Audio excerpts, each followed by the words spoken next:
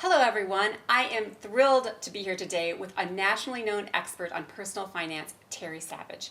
First of all, let me tell you a little bit about Terry. She is a regular blogger in the Huffington Post, and she's frequently on enormous television shows. She's on CBS, she's on Oprah. She started her career as a stockbroker, as a founding member, and the first woman on the Chicago Board Options Exchange, and she's also a member of the Chicago Mercantile Exchange. She's won numerous awards, including the National Press Club's Outstanding Consumer Journalism and the Medill School of Journalism's Outstanding Personal Finance Columnist.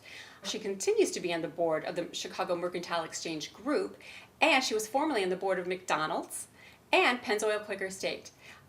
She graduated Phi Beta Kappa from the University of Michigan. And her recent books include The Savage Truth on Money and The Savage Number. How much money do you really need to retire? So remember those savage words when you're looking for her books.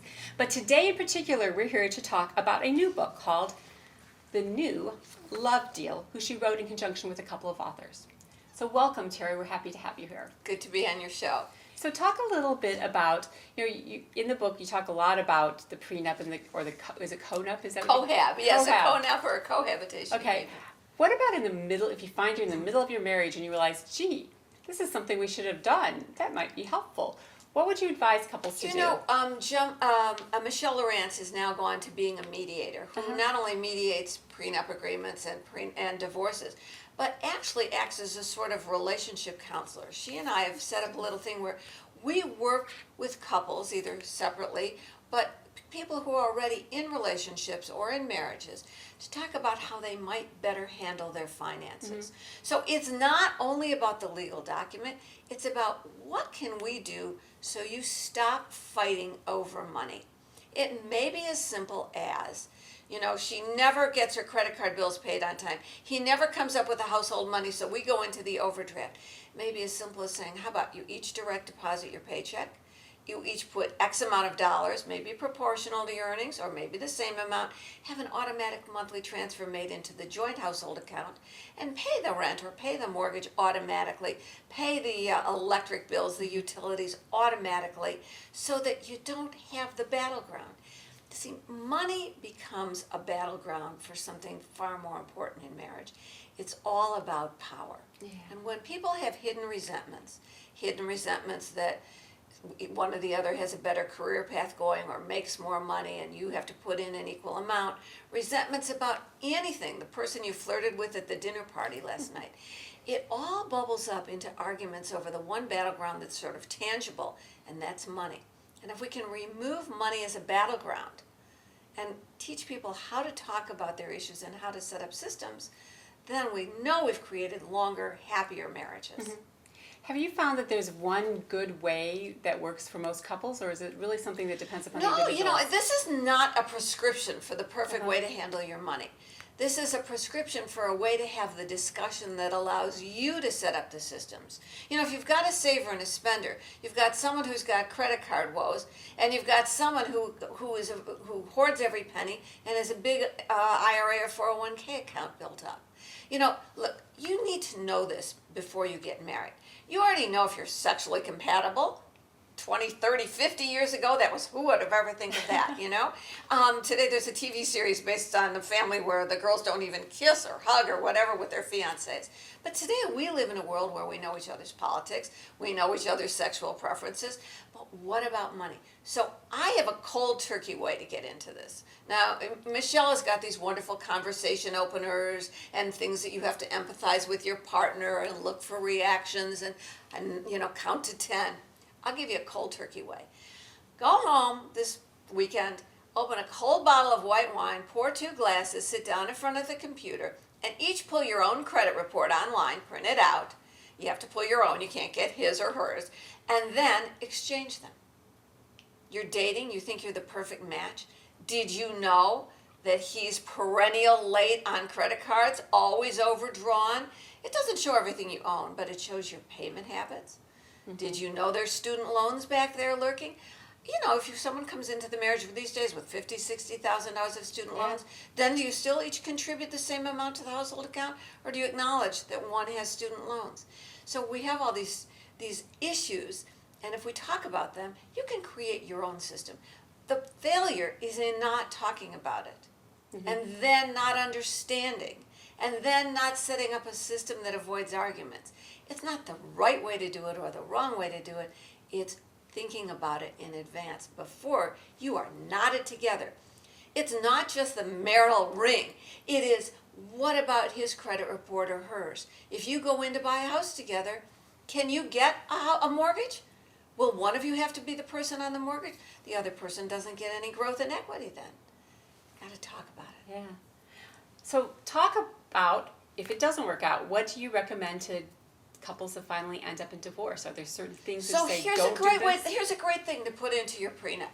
Okay, why would you want to fight with someone you once loved enough to marry?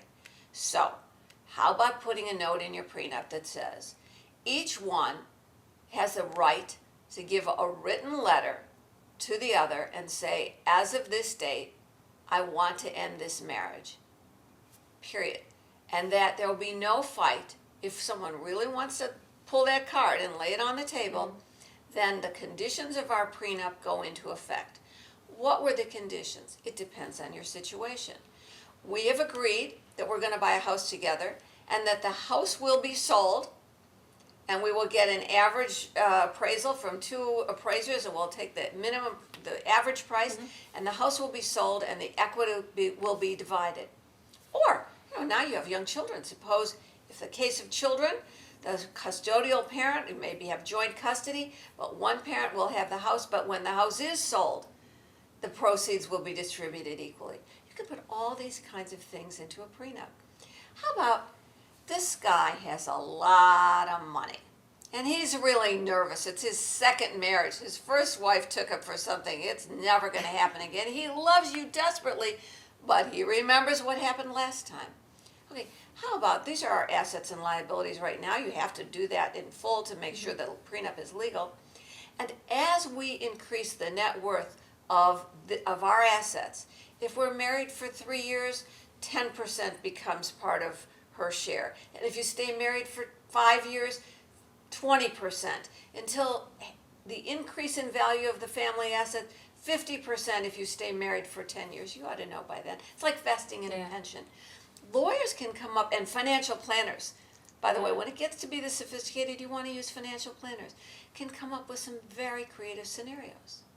So what if somebody wasn't lucky enough to have read your book and didn't come They're up in with a divorce prenup? court. Half of all marriages are, and divorce lawyers get rich. What do you want to tell somebody? Sorry, my friend Gemma, my co-author. What do you want to tell somebody who doesn't have the benefit of a prenup when they're going into court?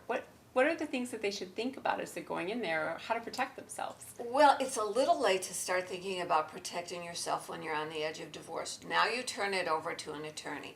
It would be much better if two people could come before a judge, and Judge Michelle Lawrence was famous for that, settling some very big, high-profile cases.